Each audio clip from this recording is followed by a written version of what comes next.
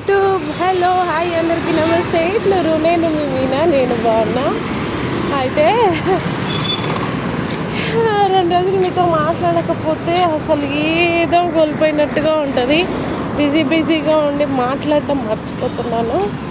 Sorry, ఏమనుకోకండి. అమ్మ, ఇప్పుడైతే బస్ స్టాప్కి వచ్చిన, బస్ ఎక్కాలి. ఇప్పుడే బస్ స్టాప్కి వెళ్తా ఉన్నా. ఈరోజు వాటర్ వచ్చినాయి. అబ్బా, నాకు నిద్ర కూడా వచ్చి టైర్డ్ అయి పడుకుంటున్నాను కదా. కొద్దిసేపు ఆగి లేచేసరికల్లా ఏముంది, ఒక్క చిన్న డ్రమ్ నిండింది, అంతే. వాటర్ బంద్ అయిపోయింది. ఏం చేయాలో తెలియలేదు. ఇంకేం చేయను, మళ్ళీ బోర్ వేసుకున్న నీళ్ళు రాత్రే కొన్ని నీళ్ళు పట్టేసుకొని పని చేసుకున్నా. బకెట్లలో వాటర్ వస్తే డ్రమ్ములు నింపుకొని బట్టలు ఉతుక్కొని, మళ్ళీ రేపు వరలక్ష్మి పండగ పూజ కదా, అన్నీ చేసేసుకుందాం అనుకుంటే నీళ్ళు దొరకలేదు. కొంచెం తొందరగా లేస్తే బాగుండేది కదా, అయ్యో అనుకున్నా. ఏం చేయను, ఇంకా అయిపోయిన దానికి మళ్ళీ నేను ఏడ్చి లాభం లేదు. టైర్డ్ అయిపోయి చాలా అవ్వలేదు లేగడానికి.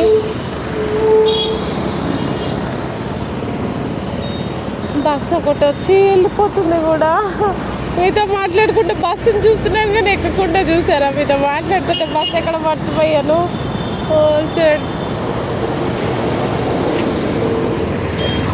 అయితే రేపు అందరూ పూజ ఎలా చేస్తుండ్రు, ఎట్లా చేస్తారు, తెలియని వాళ్ళు తెలిసిన వాళ్ళు ఉంటే కామెంట్ చేయండి. చాలా బాగా జరుపుకుంటాం కదా.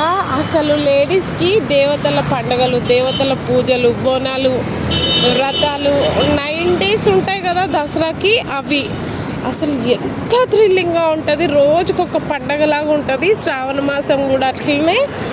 మళ్ళీ నవరాత్రి పూజలు దసరా అప్పుడు వస్తుంది కదా, ఆ 9 days కూడా ఎంత బాగుంటుందో.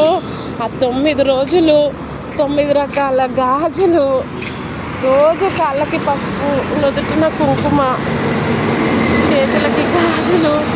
అసలు ఎంత కళగా, ఏ బట్టలు వేసుకున్నా, పాత కొత్త ఏ చినిగిన వేసుకున్నా కూడా ఆ ఫేస్లో కళ మాత్రం అబ్బా, ఆ అమ్మవారు అట్లా ఇచ్చేస్తుంది. ఇంకా అంతే. ఏటప్పుడు ఎట్లున్నా సరే కానీ పూజలప్పుడు మాత్రం ఎక్కడ లేని లుక్ వచ్చేస్తుంది. లేడీస్కైనా జెంట్స్కైనా. ఇంట్లో ఇప్పుడు జెంట్స్కైనా కూడా అంతే. పని చేసి స్నానం చేసి ఆ దేవుడి దగ్గర, అమ్మ దగ్గర మొక్కేసి బొట్టు పెట్టుకుంటే వాళ్ళకైతే ఒక బొట్టుతోనే కళ వచ్చేస్తుంది. మనకు కూడా అంతే. ఆ కుంకుమ పెట్టుకొని అసలు దేవతలాగా కనిపిస్తారు కదా. నాకు చాలా ఇష్టం పూజలు ఇవన్నీ చెయ్యాలి అని. కాకపోతే నాకున్న టైంలో ఓపిక అవ్వట్లేదు. నా వర్క్కి, నా టైంకి, నేను వెళ్ళడం, నా రావడం, నా జర్నీ, ఇంట్లో పిల్లలతో అరవడం, ఆయనతో అరుచుకోవడం, ఇదే సరిపోతుంది. ఏదో నాకు చేతనైనంత వరకు అయితే చేస్తున్నాను. నేను అమ్మవారిని కూర్చోబెట్టి రథం అయితే చేయలేను, ఎందుకంటే మా ఇంట్లో ఎవరు పాటించరు. మా ఆయన డ్రింకింగ్, మళ్ళీ నాన్ వెజ్ కంపల్సరీ ఉండాలి. పిల్లలేమో ఇంకా కొంచెం చిన్న ఉన్నారు కదా, వినరు, చెప్పినా వాళ్ళకి అర్థం కాదు. అమ్మ దయ ఉంటే చూద్దాం. వాళ్ళు పెద్దగా అయ్యేలోపు, వాళ్ళు పెద్దగా అయినాకైనా మనకు కొంచెం హెల్ప్ చేస్తారేమో అని ఆశపడతాం. కానీ వాళ్ళకి ఇంకెక్కువ చేయాల్సి వస్తుందేమో అప్పుడే.